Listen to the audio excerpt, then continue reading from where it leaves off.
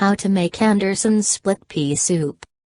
Ingredients: 2 cups green split peas, 1 stalk celery, coarsely chopped, 1 large carrot, peeled and coarsely chopped, 1 small onion, peeled and chopped, 1/4 of a teaspoon thyme, 1 bay leaf, crumbled into very small pieces, pinch cayenne pepper, half a teaspoon seasoned salt.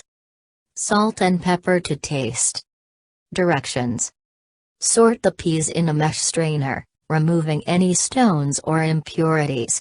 Rinse them clean. Rinsing split peas in a strainer.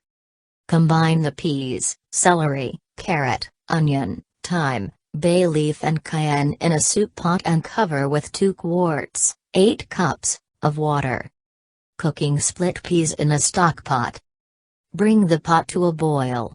Keep at a high simmer for 20 minutes. Cooking split peas in a stockpot. Reduce heat to a low simmer. Let the mixture cook for another 25-30 minutes till the peas are completely tender. Towards the end of cooking, add the seasoned salt, then add salt and pepper to taste. I use about half a teaspoon salt and 1/4 of a teaspoon of pepper. Use less if you're sodium sensitive. Cooking split peas in a stockpot. Process the pea mixture through a food mill or a fine mesh sieve. A food mill will create the smoothest, creamiest texture. Processing split peas through a food mill. Process the pea mixture until all of the liquid is pushed through, and only pulp remains.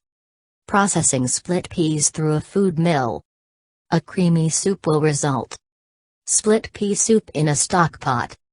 Bring the soup to a quick boil once more on the stovetop, then remove from heat immediately.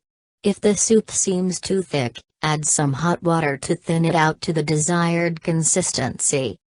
Split pea soup in a stockpot. Serve hot. I like to garnish the soup with a few breadcrumbs. Omit them to keep the soup gluten-free and vegan. Keep leftover soup in a sealed Tupperware. When the soup is chilled, it will solidify.